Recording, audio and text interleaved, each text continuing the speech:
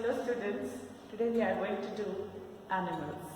It's written by Walt Whitman, and in this poem, the poet has described his own feelings and wish. He wishes to turn towards animals because he finds animals passive. They never whine, sweat or complain.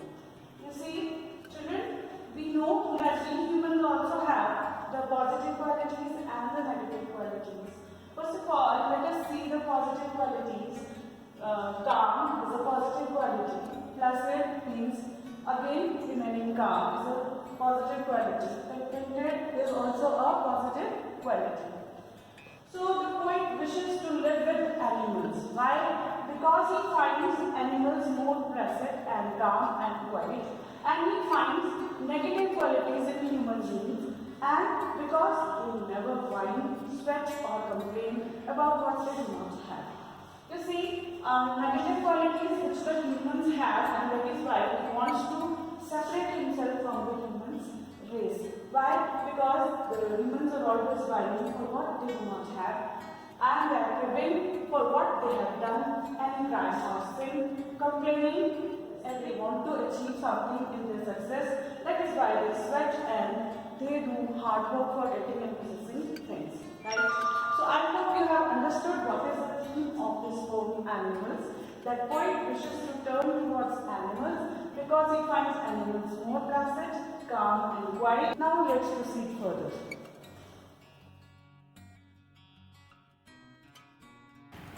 So let's move into the world of animals. Why? The poet Walt Whitman tells frankly that he feels more comfortable and home with animals rather than his fellow human beings, as he feels that animals are calm, self-contained and contented, and they don't run after material things other than their food. On the other hand, human beings have become mad running after material possessions. They are bundle of complications, contradictions and confusions. So, the poet has lost his faith in the race of man, that he wants to turn and change his position with animals. So students, let's know something about Walt Whitman.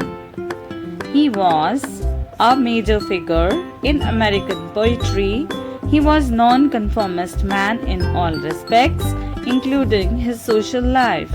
As a fact, in an age when all poetry was rhymed and metrical, Whitman made a break with tradition and wrote a revolutionary new kind of poetry in free verse.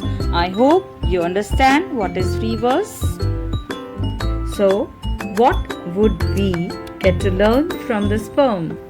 We would learn about a revolutionary new kind of poetry in free verse, the intimate feeling of animals towards human and that of humans towards the same, the feeling of self-sufficiency that animals have for themselves, never to be unhappy over miscondition from animals, various literary devices and poetical devices used.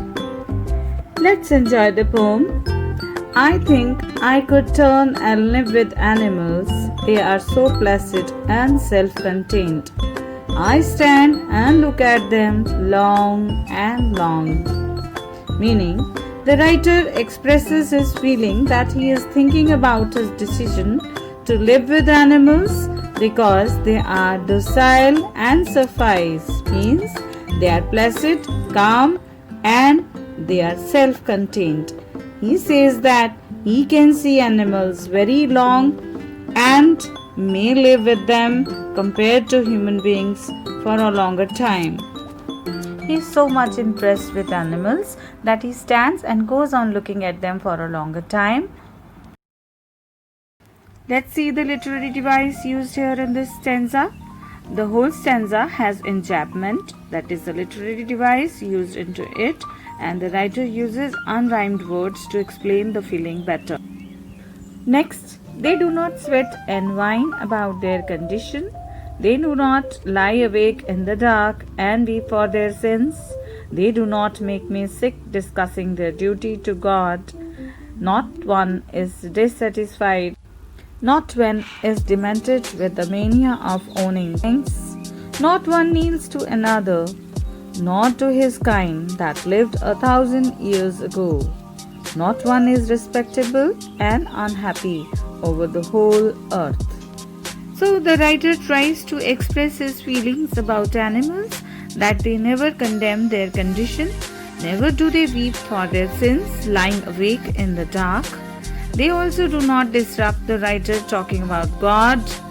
No one is dissatisfied, not having the mania of owning things. According to writer, no animal kneels to one another. Also, they never kneel to their ancestors or God. No one is respectable and unhappy on earth. That means they do not discriminate. Vertical devices used. The whole stanza has enjambment used in it. The poet tries to compare the behavior of animals with that of humans. The poem has simile used in the whole. The poet says that the behavior of animal has no satisfaction and self-respect. Moving further, they bring me tokens of myself, they evince them plainly in their possession. I wonder where they get these tokens. Did I pass that way huge time ago and negligibly drop them? Let's see the poetic devices used in the stanza. The writer uses various symbolical words and literary devices as enjambment in the stanza. The writer also gives a sarcastic reference in the end of the poem. I hope students you have understood very well that why the poet wishes to live with animals, and in the last stanza you will find that he finds his own tokens of values which are now lost and passed away. That is why he wishes to live with animals. So children, I hope you have understood very well about animals and the qualities which are now past, and I hope that you will learn to possess these positive qualities which are in human beings, so that one may not think about turning towards animals.